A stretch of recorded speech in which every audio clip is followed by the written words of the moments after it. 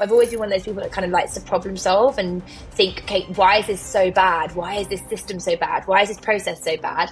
So Vida was essentially the Uber for care. We started out trying to build a platform that would match carers to clients to enable them to live better in their own homes, to prevent people from having to go into care homes or getting unwell because they weren't having appropriate care and being looked after appropriately.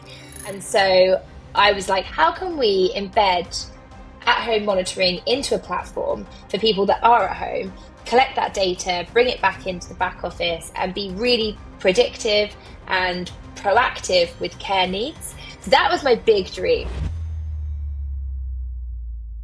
Hey everybody, a quick note before we begin. In today's episode, we discuss topics that may be sensitive or triggering for some listeners, including mental health struggles, experiences of burnout, and references to abusive relationships.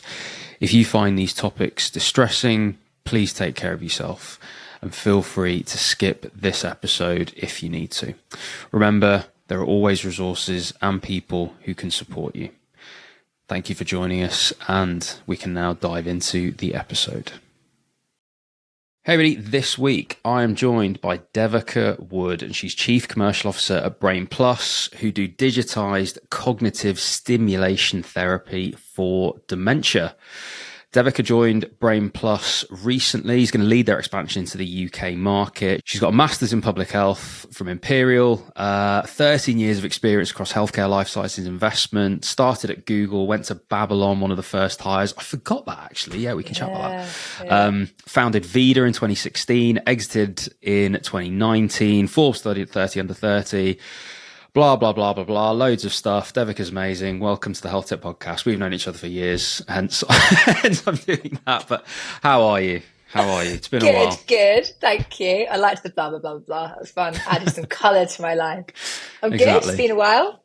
Nice to be on this podcast with you. It has. Yeah, I forgot that you started at Babylon. Oh, what a story. Yes, what a story indeed. I can remember actually you talking about running around on the streets of London after some sort of launch, like trying to do all sorts of bits and bobs. But I guess we can. It. Yeah, we can definitely go into it. God, that is a history and a half. And then it'd be great to talk about what actually happened if anyone knows any information on it. But yeah, we can go down that route. Yeah, you might know more than most. But let's do it. Why don't we start at the beginning? Whereabouts are you speaking to us from? Where are you based currently? I'm based in London, good old London, the most expensive place to live, but loving every second of it.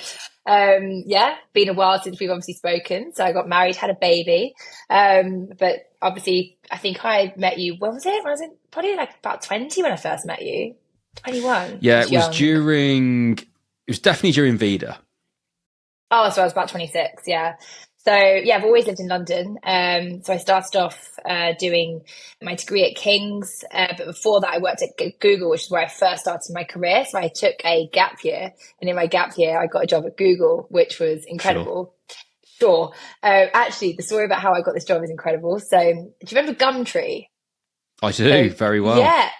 So at the time when I was trying to find a job, because I realised that I kind of wanted to take some time out and work before starting my degree at King's, I decided to find out whether I could find any jobs as like a PA, as a receptionist, as something that I could just do.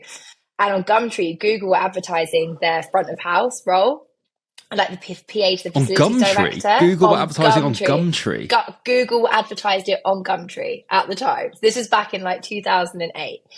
And I applied for this job, but they didn't say it was Google. They just said you get to work for this really cool international, I think they even called it a startup at the time, like mental how they worded it.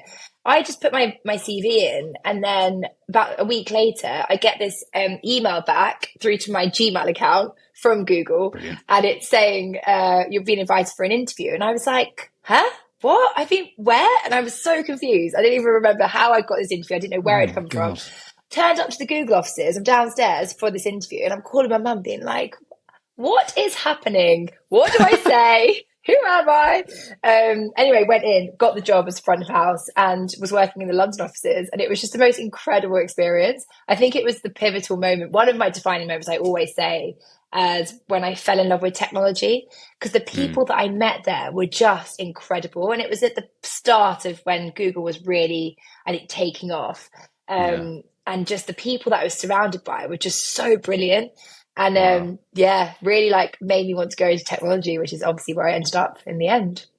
God, that's epic. What happened after Google then? So Babylon, I guess, comes next. Yeah, so I did my degree at King's. I actually then went in to do cancer research, decided that I wanted to be a cancer research scientist, and I managed to wangle my way into a position at Imperial, looking at LMTK3, which was like all around apoptosis in cancer cells, and was going to actually start doing a PhD.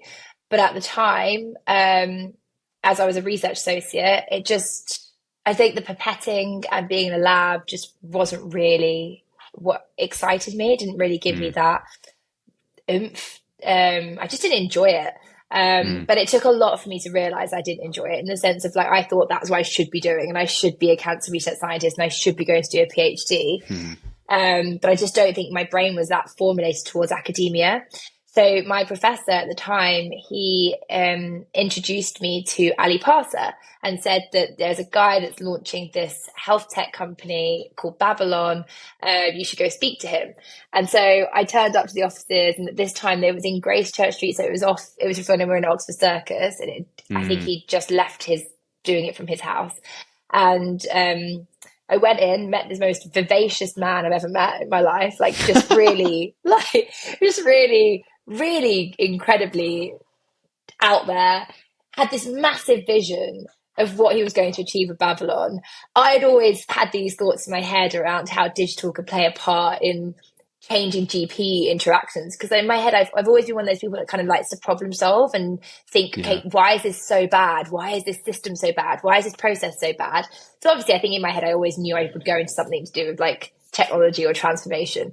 Anyway, he excited me so much. I was like, that's it. I want to come work here. I'm going to leave my PhD. Hire me. So he hired me as an intern, and basically to test me out. And I was part of essentially 3 people at the time. So it was just me and 3 people. Oh my goodness. So you were right at the start. Right at the start. Loved it. And it was incredible. Do you know what? Because I got involved in doing the CQC registration. They had a consultant that was working to help them on their CQC registration. And at the time, there was no other digital health company, as in like a virtual GP service, that had ever been registered by CQC. So CQC were really struggling to understand how the policies would reflect a virtual service of, administering medication and all the things that come with diagnosing virtually, and the system around safeguarding. So it was a complete and utter minefield. And I worked through all these policies with this consultant and with CQC, developing them and designing them. And I just got so enraptured in the details of, wow, how we can actually use digital to transcend barriers, to improve access to health, and all the regulations that come with it can be so meticulously inscribed that it can actually transform the way that people can access healthcare. I just fell in love with it. And the concept of Babylon was so brilliant. I truly believe it was absolutely brilliant. It was one of the first, ever startups and ideas that I think was really pivotal in the UK market to showcase the talent that we had and what we were capable to achieve. And it just made me fall in love with everything to do with digital. I left after 1.5 years, and obviously have always used it as a poster child study case to say that I was part of it, because I felt really proud. But then obviously in recent news, the demise of it has been catastrophic for really every other health tech startup that has wanted to showcase to become a unicorn or show that digital can transform the NHS or any sector. It's almost really done the opposite and caused a lot more damage than I think we ever would have expected. It's a heck of a story. Like, before we move on, I've never heard anyone speak so unbelievably passionately about CQC and policy and linking it to impact. I mean, that's wonderful in itself. That I don't know. It kind of talks to Ali Parsa's ability to motivate people and get them passionate, or at least find those people that are passionate about that stuff. Because everything that I've heard, and I've never had the ability to interview Ali, and I would like to at some point, because we do a little shout out now. Well, why Ali, not? If he's listening, yeah, Ali, why not? Yeah, come on down. But it's true, because everything that I've heard is he was really good at raising money, and he was really good at making people passionate about what they did. And that is the sort of overwhelming thing. Sort of evidence of that latter one, definitely. But it's funny, the idea, brilliant, and obviously what happened, not so much. You talk about the lack of confidence and all that sort of stuff, really bad for lots of health tech startups. I think I've had a couple of people on that are ex-Babylon, and, Keith Grimes being one of them, Hugh Harvey, quite a few people that have been there.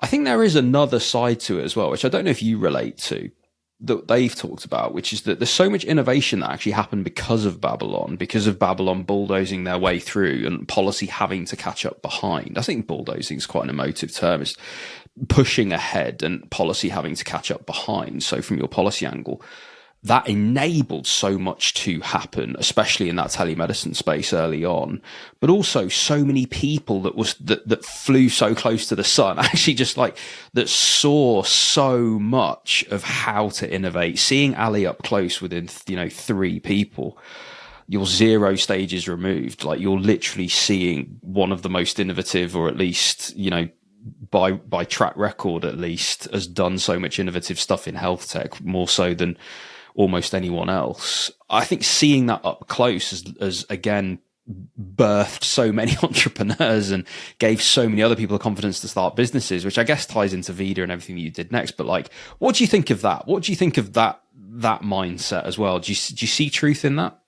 Oh, 100%. I see complete truth in that. I think, to be honest, when I saw the demise of Babylon, I did feel quite emotional about it, because even though I was there such a long time ago and so much happened, obviously, between me starting in that small room with 3 people to what it grew into, it was such a huge impact on my life. And the way that he did inspire me, you just articulated that so well, the way that he inspired me and invoked such a passion in me to do things differently, to go out and change the world, basically, which is what he'd always set out to do. He said he'd always wanted to do things differently and change the world. And he did just that. He genuinely did. I truly believe that.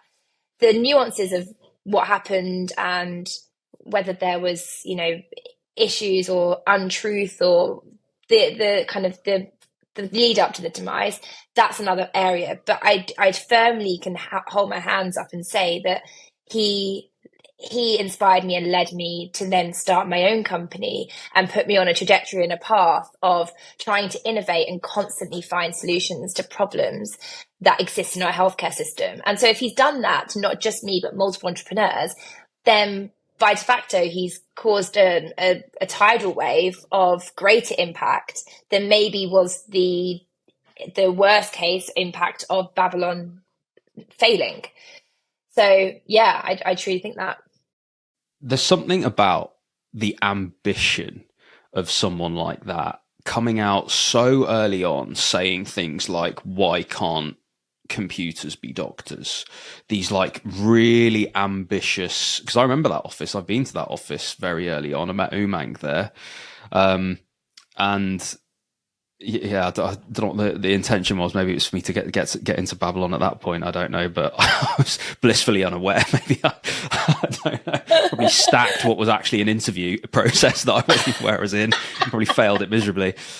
And I think there's something about healthcare and health tech where we're evidence-based creatures. You're drilled in as scientists to perhaps, okay, you can have an interesting hypothesis, but that's not going to be something that's going to absolutely fundamentally change the world with a new thing and the innovation and development and production of a technology that's going to go and change it.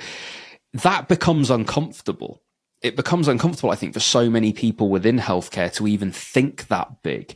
But to have someone that did, to have someone that had not only the thinking and the ambition, but then the execution to go and do it. I mean, the feathers that were ruffled, let's just say that, like, there were so many people that, I mean, it was emotive, wasn't it? I can remember, Keith Grimes talking about getting roundly booed off stage at the Royal Society of Medicine, and like all things like this, like these things that just they don't happen. Like, it's like, wow, like he did cause a wave, but that ambition part is something that I do rarely see now in health tech, the thinking that big by someone that can actually go and execute it. You see maybe something similar in like Daniel Ek currently with Neko Health and that side of things, maybe. But I actually see it in biotech. I see it a bit more like people that, what did I hear the other day? Someone's developing a liquid brain that can sense and do da da da da da. You're like, wow, like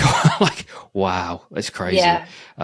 But yeah, it's rare, the ambition, and there's part of me that I can remember living through it, and I can remember living and having those emotions too about, like, how dare someone come into the sector and say all these things and do these things, but then you're like, actually they're doing loads of stuff that's actually really cool, and really cool, there's a lot of people catching up, and there's a lot of inspiration stuff. So I guess my question is, what was it that Ali did that was inspiring? What did you see up close that made you believe you could go and change the world? Or what was it about him as a CEO that you took forward into your next thing? Or like, tell me about that transition and what you took from being at Babylon and so close to Ali Parsa to your next thing. So I think it was definitely the belief that you can do anything was really strongly ingrained in me from working so closely with him, because he would make statements like, if, for example, because it was such a small team, I was sat in a room often designing and looking at the UX of the actual app. I've got pictures on my phone that I'd taken where we're sat and we were like drawing out what the app interface should actually look like. And that just feels mad for me. And then me and another girl, a colleague of mine, we then started to look through what was initially called Ask, which was going to then turn into the big kind of database of the computerized doctor, which was the asking, diagnosing, triaging piece of the app. And we would spend hours going through NICE guidelines and essentially putting in questions and answers based on the NICE guidelines, which was then going to formulate into this big kind of computerized app that would turn out next, 4 years later. But it was little things like that I would sometimes say, some people would make comments, and even I would make comments to be like, oh, this doesn't feel like it's possible, or I don't think we can do this. And often, because I was so embedded into the CPC process, it was like, oh, but they're saying we can't prescribe this medication virtually because you need to have seen this, or we need to have done this blood pressure, or we need to have seen the patient in to make sure they're okay. All these different things that now you can transcend that so easily because there's so many ways that you can do blood pressure and upload your readings. And there's a whole thing around, the Ozempic now, where you can physically take a picture of yourself in the mirror, upload your blood pressure, look at the weights machine, like all these things that you can do that can transcend the barrier that would initially have happened when you couldn't prescribe medication. But it was just simple things like that. He would then say, like, it is possible. Do it. Just go and do it. It is possible. Do whatever you think you want to do and just do it. And I'd be like, no, but they're saying I can't do it. They're like, no, but don't listen to them say they can't do it. And I'd be like, no, but they're actually saying no. And he's like, no, don't take no. And I think that just sort of ingrained into my mind that I was like, okay, so if people are saying no, don't take that no and just keep going until they say yes. And just have no fear, because he was fearless. He was totally fearless. No matter what people said, he was so fearless. And the way he would get up on stage and evoke emotion and tell a story, oh my God, like he would do that on a daily basis. And I'd just be like, you just became bought into it. Maybe I'm describing it as a bit of a cult, but, and that's how cults start. I'm not going to say it's not sounding like that, but I've just described a cult. It's not a cult, but yeah, it just really evokes that into me. But to say the bad things, I think there was some element of realism that needs to be factored in, and honesty and more integrity, because maybe people were bought into a thing that didn't exist or couldn't exist and wasn't real. And he had a really bad reputation of hiring and firing very quickly. And I think as a CEO, there is a point where you do need to hire and fire people. But to the level that it was happening, I think there was a bad reputation that started to be built and people were coming away really unhappy. And I just think that in itself lends to a culture that's not positive. But, I wasn't there in the whole process that it was being built since, the first year and a half. So maybe things had changed drastically, but that was what I got to see from the first sightings of, I suppose, Babylon coming out into the world. It's really nice to, I guess, see that personality in someone and see the kind of extremes of some of those areas for you to then analyze it and use it and take the bits that you want to take, ignore the bits you want to ignore, and actually become someone that you would not have been had you not have interacted with Ali so closely. It's nice to have been able to take those things and be inspired to become a CEO, but then to actually do it your way, I guess, and saddle back on some of that stuff into a, as you say, a more realistic place and a place where you're more comfortable, I guess, which is really nice. So yeah, tell us, founding your own thing, CEO, exit, all of that stuff. Interesting. Fun, interesting. This is where the fun begins. So Vida was an absolute passion of mine. It all came from understanding and building on the intelligence that I got from Babylon, which was around technology. CQC was a huge part in Vida, which is why I probably geeked out a little bit at the beginning there. So Vida was essentially the Uber for care. We started out trying to build a platform that would match carers to clients to enable them to live better in their own homes, to prevent people from having to go into care homes or getting unwell because they weren't having appropriate care and being looked after appropriately. They all stemmed from looking after my grandmother for 12 years. I was an informal carer for her. So she got dementia when I was 10. Prior to that, she was I would say, closer to me than my mum was. So when I saw her get sick and she had a stroke and got dementia, it really changed my life massively. It impacted me in so many more ways than I can ever probably describe or imagine. But it left a huge mark on me that basically when I was 26, I had this idea that'd been brewing in my head. I was like, I need to do this. I need to start this business. Pretty much overnight, we developed a first deck iteration, which I think was called We Care, which was the worst name ever. We care, you care, I care. God, it was terrible. The branding was not there. But the pretense and the idea around was making sure that we could have this technology platform where we could automate and have notes from carers that were being done digitally through an app that would come into the office that we would then see in real time so that we could intervene when people in their own homes were maybe not well or needed extra care. And then the whole big idea, which was the big ambition, was around predictive analytics and monitoring people at home. So when I did my master's in Imperial, was on public health. I did my thesis on at-home monitoring for the elderly, specifically on COPD. And so I was like, how can we embed at-home monitoring into a platform for people that are at home, collect that data, bring it back into the back office, and be really predictive and proactive with care needs. So that was my big dream. That was like, I'm going to do this. That was my Ali passer in my head, right? That was like dream big. And so we raised our first round of 250K. And then after subsequent rounds, we raised in total about 5.5 million. The issues happened because we didn't have the best, I think, term sheets. Me especially, the term sheets that I got were really bad. And I was a very naive founder, that I was a first time founder, and I really didn't understand the concept of what that actually meant in terms of equity and having a good term sheet that would set you up for future fundraisers and protect you as a founder. And so automatically off the cuff, I was basically given very low amounts of equity. Essentially, obviously I got diluted massively in the subsequent fundraisers that we made. So I think a bad term sheet was the start of all of this.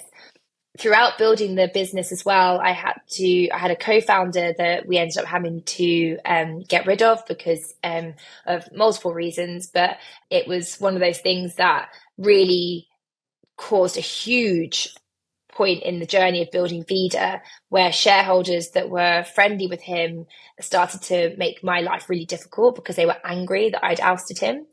And so I had to deal with that. And then having to obviously fundraise more, keep the company alive, sustained. There was a team of 40 at the time, and continue building it. And then my own mental health was just really tinkering every day. And I think back then, mental health in founders wasn't really talked about because it wasn't really a thing. There wasn't enough founders in society. There was a whole plethora of things that happened with Vida, but we can go into the bads. But I think just focusing on the goods for now, we did some amazing stuff. We were delivering, we were doing 2 million in revenue for our first year in delivering care. Oof. We built 3 different products. One was the next of kin app, one was the carer app, one was the back home logistics platform. We designed a full matching algorithm. Our branding was phenomenal. It was like standing out as one of the best care technology companies. And it had all the recipes for success, but just things just didn't align to get to the point that I think I could have taken it to really be an amazing business.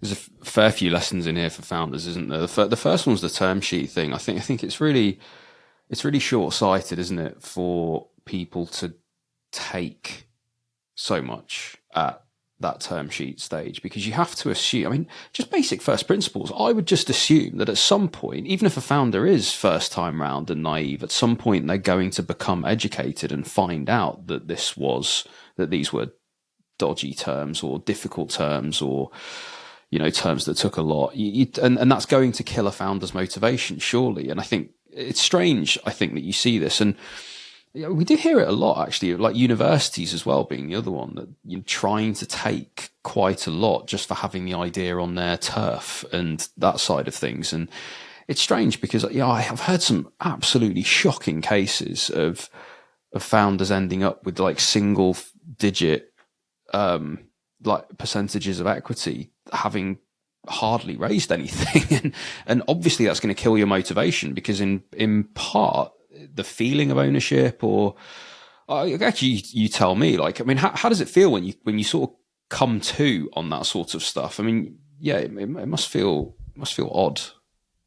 I think it's the aspect of not feeling valued, that you're not valued enough to have a good enough amount of equity. And at one point of our when we were fundraising, and it was about a year before I exited and sold my shares back to the business, I was told to basically give back some of my shares that had already vested into the business. And it was framed as a way that should motivate me to stay, because then I would then get reallocated them and they would vest over a period of time. And I was being told to sign this pretty quickly, because the investor was going to invest the money, and he wants to invest the money, and we needed him to invest the money because otherwise we couldn't really make payroll that was coming up 2 days later. And these terms were put in front of me really last minute. And this was sort of towards the end of when I was like needing to basically exit from this company, because I was like, this is not a healthy place for me to be in. Doesn't feel like a supportive environment. And so things like that were happening in the back, and it was really causing me to feel like I wasn't valued. I wasn't doing a good enough job. But I would say, and the metrics would say, that when I was the founder and the CEO, we were doing some incredible work. The way that we were delivering care, the revenues that we were making. And so why was I being targeted as not doing good enough? And that was being reflected in things like the term sheets, or clawing back my shares, for example. It's not something that I often talk about, but I do feel like, having seen a lot more founders be honest and open about their stories now, I'm starting to feel like I should be talking about it more. But then you just feel like, will it impact you, and will people look at you in a certain way, and will future investors look down on you? Or I don't know, you just get this fear. But I just feel like if we live and act as founders and entrepreneurs in fear, we'll be continuously perpetuating a problem that will continuously exist. So yeah, it's one of those things I think needs to be talked about more, and especially female founders, because I think it really does implicate and affect female founders more than it does men. Completely. Thank you for sharing that. That's awesome, because you're absolutely right. I think that the pressure to appear a certain way, I think, means that so many of us are, I mean, we're telling a version of a story all the time, aren't we? And as entrepreneurs, and, you know, even creating so much content online, like there's things you can say, there's things you can't say, and it becomes a bit of a nightmare when you then layer on, oh, I want to appear this really specific way because I want to, I want these people to love me, or I want this group of people to act a certain, it just adds layer and layer of complexity in it. And that in itself can just be incredibly exhausting, when one of the reasons that so many of us get into entrepreneurship, because we just want to live authentically. Like, we just want to live out who we actually are. And I think there's always pressure to be appropriate, and there's things to say and not to say to be appropriate. But beyond that, I mean, it does turn into an absolute nightmare. The other thing I want to pull out actually is that I think is really valuable to the founders listening is co-founder troubles. These are really common. Co-founders fall out a lot, and for varying different reasons. What would your advice be, or what did you learn with this sort of stuff? Were there things to look out for? How do you feel like you dealt with it? It sounds like you dealt with it actually very well, because you got a great outcome. Let's put it that way. Seemingly, from what you've said. You got the outcome that seemed appropriate and that you wanted. So I don't know if you've got any lessons through that you want to share of how you dealt with that, recognizing a problem and then acting on it. It's really tough because, and this is a common thing that's always said, right? That if you have a co-founder or you go into business with something, it's like getting married to that person. You've got to really, really love them and know that the divorce is going to be really messy if that were to ever happen. But you don't think about that on the outset. And again, I was 26 years old, and actually me and my co-founder at the time were put together and told to build this business together, because the way that the Hamburg Perks incubator was set up was that obviously I had this idea, and then they would then match me with somebody that could then build it with me. So I didn't really get much choice, although at the time I thought he was an amazing guy. I really rated him, and I thought it was brilliant at what he did really well, which was finances, raising investment. But the things started to happen where I started getting these concerns raised to me, which obviously as a female and a female founder, you have to take meticulously seriously. And I did, and wanted to make sure that we did the right thing. Because these were girls that I brought in from the start, and they ended up being with me till the end at Vida. So in that moment, we had to then essentially do an investigation, and the investigation resulted in him basically being dismissed from the company. It was utterly harrowing. It was horrible. It was a really awful time. And hand on my heart, I can say that I was in utter despair. Like I was crying all day, every day. I was barely being able to keep things together. I had people that were shouting at me, who I said were his friends, who were small shareholders in the company, who were sending me emails and writing nasty things to me. And then on the same side, I had the business that I had to keep afloat and the people that I had to keep motivated. We also had to do another fundraise. And I honestly can tell you, I 100% had like depression, and I was on the verge of like really bad states. But how do you stop in those moments? What do? You can't just stop. You can't go, do you know what? I'm going to walk out now. I'm just going to deal with myself. You have to keep going. So it's like, and I know a lot of friends that have done this and had to get rid of co-founders. All that responsibility all of a sudden goes on you, and that person that you could bounce off and be there to take that support is no longer there. So you just have to keep going. And oh my God, is it hard? I burnt out massively, and but I don't know what the solution is, right? What is this? What would be the solution, James? Like, would you if I had said I need to stop and take a moment? That would it's interesting, again, isn't it? Right? It goes back to what we talked about before, because what I look to there is like, okay, what's the support system? You've got personal life, you've got you've got personal private life, and you've got professional life, and you'd have you ideally want support mechanisms in both. But from a professional perspective, your support network, your board that you put together seems aligned with the person that you're wanting to get rid of. And that's because you're wanting to benefit the company, yourself, the staff, like you've got your vision for what you want to achieve. And that's where things get really tough, because in that moment, I think I typically like infantilize myself, and I'm like, where's the adult? I turn into an infant, and I'm like, right, I need the adult in the room, and I'm looking around, looking for the adult in the room. And in a professional context, I've got a few people that I can go to that are outside all of these systems, so they can't influence the system that I'm in, but at least they can sort of listen to me, I guess. But you see, like, without that support network, you're looking around being totally alone and isolated, which I can't even imagine how difficult that must have been to have all of that going on at the same time. Like dealing with some of that stuff, like one at a time is bad enough, like let alone all of it at the same time. I mean, how did you I mean, so you tell I didn't, but like how did you cope with that? Do you know what? I was really lucky that I had a really amazing person that I brought on my board, one lady, Kate Burns, and she was phenomenal. She's actually the person that brought Google to the UK. So I'd known her from those days. Yeah, she's phenomenal. Awesome. And she became my confidant, my support, my best friend. So this is it, isn't it? Yeah, I needed her. I remember as well specifically when we had the shareholder meeting called to like have the discussion around him going, and we had all the shareholders in this room, and I think it was in Goldman Sachs at the time. We'd hired one of their rooms, and she was sat next to me. There was a lawyer, and then he was there. I think the lawyer was in between him and I.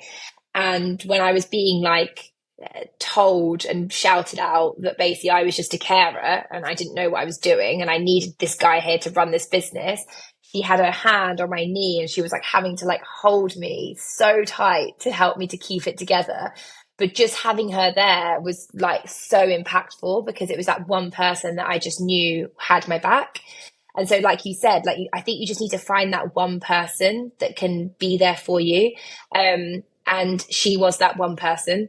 But I think I wasn't probably really being that open with how badly I was suffering and how badly it affected me. And which is why I really want more people to talk about it, because I feel like if your mental health is suffering and you have to run a business, there's no way in hell that you can do both. Something has to give and something will always give. Yes. Yeah. And again, thank you for sharing it in such detail, because this will be so helpful to so many people listening. I do just want to pull out the learning point from this, or at least one of the learning points from this seemingly, which is when you put a board together, and again, you tell me, when did you put the board together, and did you think about the sort of scenarios in which various members of the board would actually be useful? So in this instance, Kate, I think you said that being useful. I mean, was that a thought at the time? It's like a contract, isn't it? When people write contracts and sign contracts, you know, you take a bit of a look at it at the time, then you stick it in a drawer and hope it's never looked at ever again. But in reality, there are these bad scenarios. And it's only in these probably bad scenarios when you do end up having to go and look at the contract, or indeed in this situation, this is when that board is going to step up and either be useful to you or not. I mean, were you aware of that at the time of putting the board together? Were you part of that? And I guess what would your advice be to people putting boards together? When should they do it? How should they do it? I think it needs to be so much more thought through than I thought it through. But I think that again goes back to being a first-time founder, very naive, really didn't understand how important it was. And this whole thing about being a founder is that it's all about learning, isn't it? You go through these, no one's first company rarely succeeds to the point that you want it to succeed, because you have to have learned how to do a business, because I had no idea about business. I had literally zero clue. Like, I always thought if you wanted to do a business, you had to have studied a business degree at university. And I was like, I'm a scientist. I have no clue. And I don't think I understood also that the people that you bring onto the board, the heads, and how important they are to call on them as and when you need them, the input that they will give, the impact that they will have. They're there to basically help you through every difficult situation. You should have one board member, I think, to support on each area that has a skill set, whether it's go to market, whether it's finance, whether it's fundraising, whether it's, marketing, social media. Like, I think you should have board members that can be really pivotal in each of those domains, so that not only you can call on them, but your C-suite can call on them, or your management can call on them and get support the way that they need to. I did have two people that were incredible on our board, and one of them continued to be, I think, the chairman or the executive director after I exited. And he was an amazing person. But I think it just needed to be, it wasn't helpful that the co-founder was so closely tied to some of our shareholders, and we also one of our board members. So it all just became so toxic that there was really no way through that. And I don't think that could ever have been prevented because of the fallout. But in going forward, board members to me are so pivotal, and I think need to be thought through so well. And just to wrap up this story, the exit itself that you mentioned, selling your shares back to the business, that sounds like a pretty clean way to go, actually. So it sounds like it ended again with a relatively successful outcome for you. Do you want to talk a little bit about that, if there's any learning in there for founders in a similar situation? Yeah, definitely. So it got to a point where the CFO that I'd hired, and there was a chairman that came in. To be honest, I think that all of the situations that had happened through the building the business, and there was multiple different factors, obviously, that had impacted my mental health. Sadly, I was also in a very abusive relationship at home at that time. So I think that my whole mental health was in a point of really just not in a good place. And like I said before, I hadn't taken a moment to stop and just take respite. I was just constantly trying to make sure this business was doing well, because it was also a place that I could validate myself and show that I was worthy because of the stuff that was going on at home. God, it's huge. Identity, all that stuff. It's massive. That company was me. I was that company. We didn't sit separately. And that happens to a lot of founders and entrepreneurs. And that's where it all goes really, I think that's where it starts to get really toxic and dangerous. But it got to a point where I remember we went to a cafe and we sat down, and he said, "Do you want to be here still? Like, do you still want to be doing this?" Because I would be crying most days in the office for something that was happening. And there was things that were happening to me that clearly why I was crying, but it was getting to the point where I just didn't know how to deal with it all. I didn't know how to extricate all of the crap that was going on within the business to make it like a safe place and a nice place to be. And so he said, if that's what you want to do, go and think about it, and we'll make it happen. And I remember walking down towards London Bridge, and genuinely, and this is like one of the worst moments of my life, I felt really suicidal. Like, I felt really terrible. I felt like I was about to lose every part of me that had existed. And that is scary. And it took me crying my eyes out for a good day and night to come to realization that it was the best thing for me to exit the business. It was successful. It was a successful exit. I got a great outcome from it. Managed to buy a house in London from it. So for me, it was successful. But what came with it was a lot of damage, I think, to my mental health. Exactly. But that was the reality of it. And I'm sure a lot of people can probably empathize and have experienced the same thing when they leave their business or they exit or, it fails. You get into a seriously dark place. But you come out the other side, and I'm still here. But it was horrible, and it was hard. Well, good for you. And yeah, genuinely, thank you for sharing that. It's so rare that people even talk about what their exit looks like, let alone the gory details of co-founder troubles and naivety around term sheets and all that sort of stuff. And I think, honestly, that will do people such a good service. So I really appreciate you doing that. I was going to ask you, would you found again? You have founded again. I am Arla. AI-powered women's mental health, unsurprisingly. I imagine creating the thing in the world that you wish existed. Pretty much. And obviously, Chief Commercial Officer now at Brain Plus. So, greener pastures. We move on to the as I say, the greener part of the story. I guess. Light. So, yes. The light, certainly the light at the end of that tunnel. So yeah, talk to us about what came next. So yeah, I Am Arla came out basically from what I experienced. So like we say, there's always some beauty in the challenges that you experience. I really wanted to create a platform for women to be connected who had experienced domestic abuse, sexual harassment, so gender-based trauma. So it started off with a very simple me sharing my story through The Guardian around my domestic abuse experience, which went pretty viral at the time. I then decided that actually the power of telling my story is so poignant and so important because it helps others to not feel alone. So why can't other women have a platform to share their story? So it started off with an Instagram account in COVID. and we had around 2,500 stories shared in a very short space of time. And it was everything that you could possibly imagine. And women were finally feeling that their voice was being heard. They were sharing their story anonymously or otherwise, telling them, putting their name in front of it. And it was all about giving people their power back. So we then started to create this offline community, which was essentially an in-person community where people came together for events, and we speak about topics that are taboo, that are often never spoken about, which is, how you survive after trauma, how you become the best version of yourself, how do you have relationships, how do you have sex after trauma, all the things that women struggle with on a daily basis on their own. We created this empowering, powerful community around it. I then started to move into a space where all of our community were saying that they wanted to be connected to professionals to support them. So whether that was a psychotherapist, a counsellor, a healing practitioner.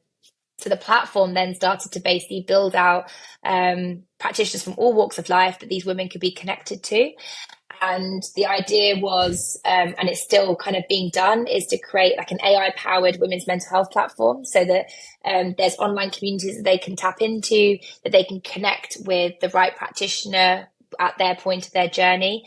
And I also want to start to bring in legal support as well, because often a lot of our women contact us and say, I don't know what to do. I don't know what my rights are. I want to get some legal support. So I want to bring in legal practitioners as well that can help women through their journey.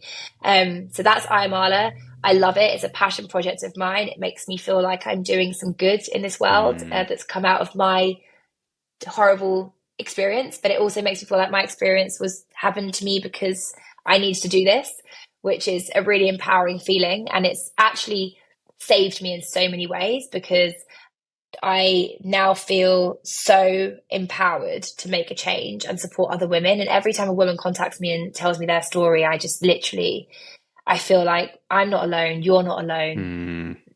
Let's make a change for our future generations. And that's a gift, isn't it? It's such a gift. It's such a gift to have received all of this. I think the fact that you said there's beauty in those challenges as well, and then you've now turned it into this. I think that's wonderful, because nobody deserves what you'd been through there and what all of those women have been through.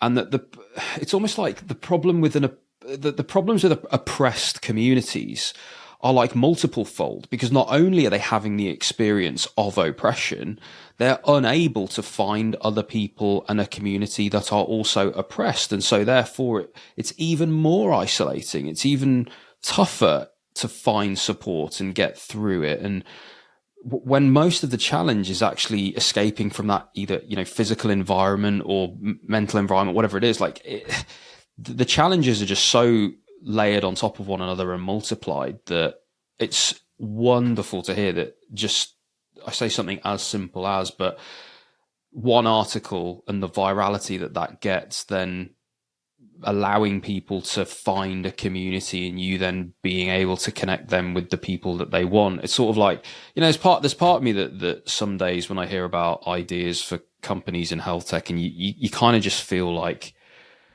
okay, we're making the good slightly better, or the better more accurate, and I struggle sometimes to get passionate myself.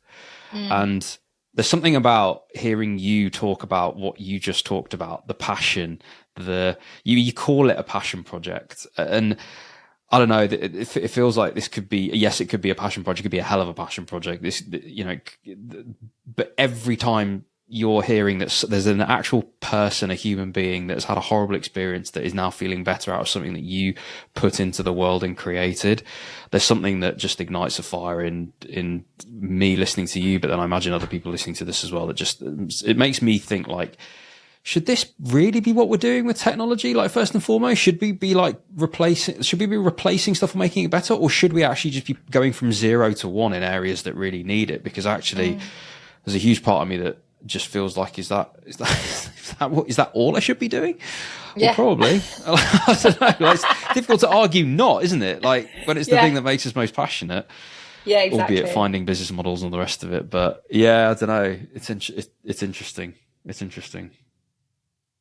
It's amazing. I don't have a question, but it's just it's just the reflection. It's just the reflection. It's just the most amazing. It's the most amazing thing, and it's yeah. I really hope that I can do something so impactful with it, because I just feel like my purpose and mission in life has always been to make a change in people's lives. I've realized that now. You know, when you reflect on what makes you the happiest when you get up in the morning, mine has always been around changing people's lives for the better, which is why Vida was all about changing lives of people that are affected by dementia or, you know, needing extra care. It's why I did Arla. It's why I really went into Babylon, left my PhD, because I was like, I really want to change the way people can access services quicker. And then now with Brain Plus, I've gone back to that mission. I left a really good job in consulting because I was like, there's more to life than this. I was like, there's more to life than this. And so I realized, I was like, my passion is meant to be, and my purpose is meant to be around helping people and changing lives. And so Brain Plus is basically taking me a massive 360 back to Vida, because it's all about dementia care. So life has a funny way of just working out. Tell us about it. So Brain Plus, digitised cognitive stimulation therapy for dementia. Mission to bring the best-in-class dementia therapies to all. That's what I've got written here. So yeah, what does that mean? What are you guys doing, and what does a chief commercial officer do as part of that? Oh my God, the chief commercial officer probably sits completely like overwhelmed by the fact that we have to make revenue happen. Just sits there like, oh God. And then just tries to do something, tries to get someone to buy something. So Brain Plus is incredible, right? So they're based in keeping it Denmark. real, honestly. Chief commercial we just try get people to buy stuff. Delighted when they do, sucks when they don't. That's basically what a chief commercial officer is. That's a great job description. ChatGPT tries to do better than that. You will not. So basically Brain Plus, based in Denmark, Copenhagen, incredible city, by the way. Oh my God. And nice. CST therapy is basically what I think is one of the best kept secrets of dementia care. I never knew about CST therapy before I joined Brain Plus. And it's kind of blown my mind a little bit. So cognitive stimulation therapy is the first non-drug treatment for dementia. And obviously there's not that many even drug treatments for dementia. We saw Leqembi come to the market recently, but mostly it's kind of antipsychotics or mood suppressors that they generally try to give to dementia patients, but it doesn't really treat the symptoms. It actually makes them worse, but this is probably a conversation for a whole different podcast because of what I experienced with my grandma. But anyway, CST is the first non-drug treatment for dementia therapy. It's a multimodal, basically group therapy for managing mild to moderate dementia. And it's shown to improve cognition. It's shown to improve social interaction, confidence, quality of life. It's essentially a format that therapists will take people through who have mild cognitive impairment, through like group setting therapy, where they go through different modules of things like memory games, music, number games, you name it, childhood memories. And it's proven, evidence-based, proven in systematic reviews, Cochrane reviews, to actually reduce cognitive decline by 6 months.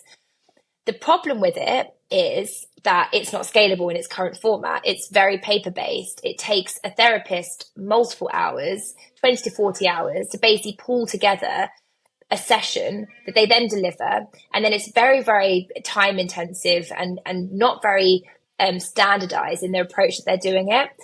So there's also a huge lack of awareness and a huge lack of people to do the therapies. There's a whole multiple factors of issues.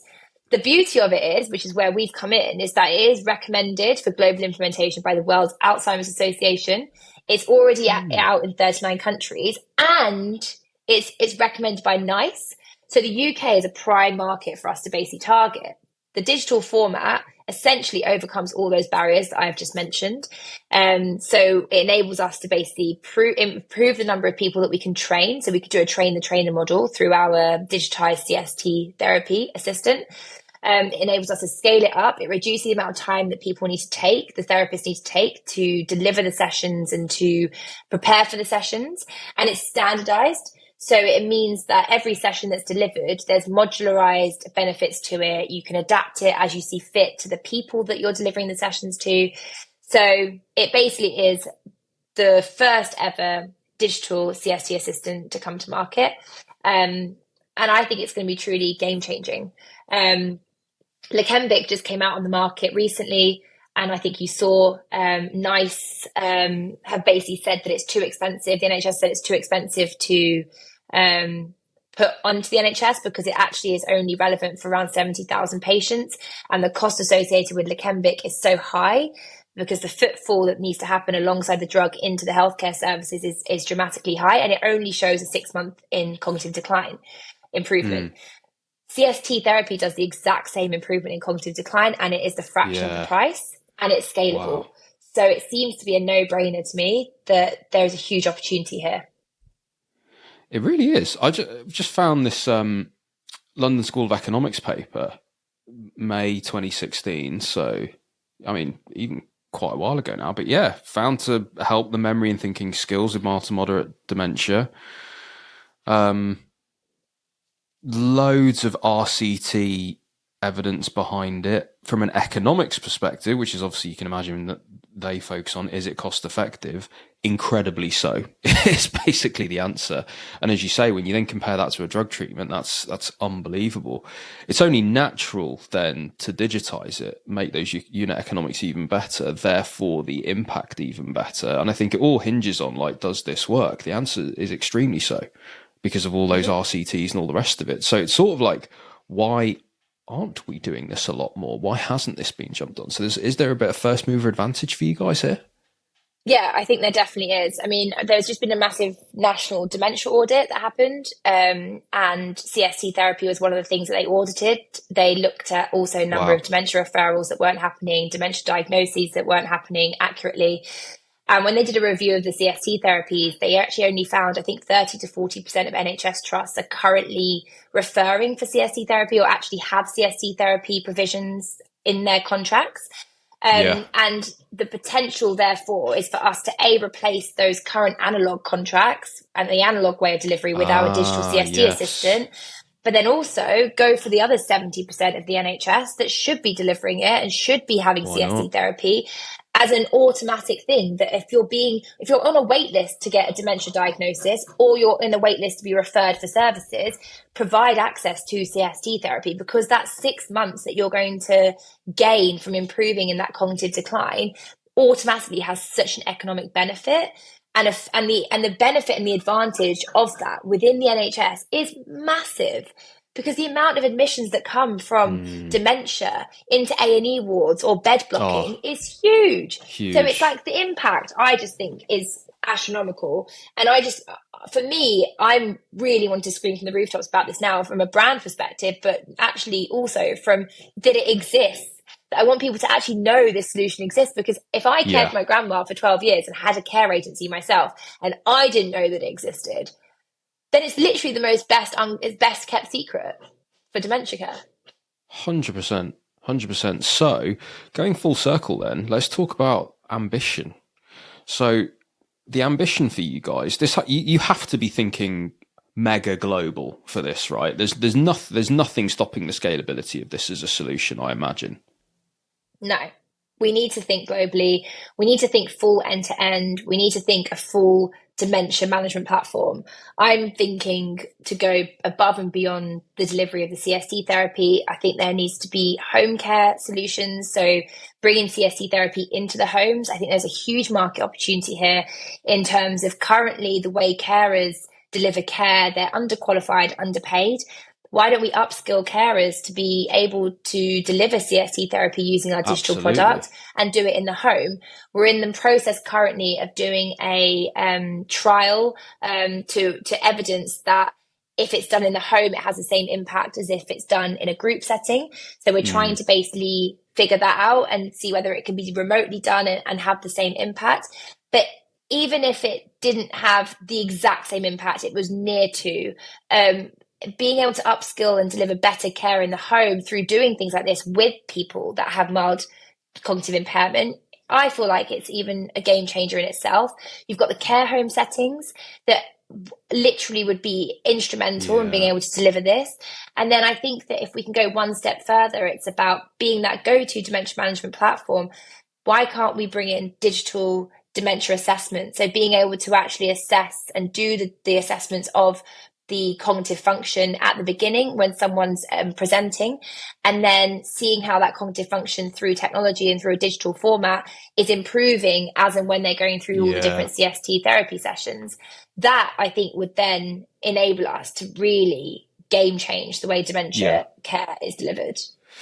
Yeah, that's really interesting, because I was actually going to ask about like the defensibility of it, and like where's your defensibility going to lie? Is it through just like scaling quickly into, you know, a moat behind you and all that sort of stuff? Whereas actually you sort of mentioned it there, which I think is key, is that when you then talk about solving the problem end to end and actually just having some very clear and obvious way of assessing people, monitoring them all the way through, delivering all the therapy and further assessments and all the rest of it, and actually just developing a service which people can buy off you for their population or all the rest of it, knowing that they're getting all the benefits of that service. And yeah, I think then the land grab associated with that, when you've got that nailed down as first movers, I mean, sky's the limit really, isn't it?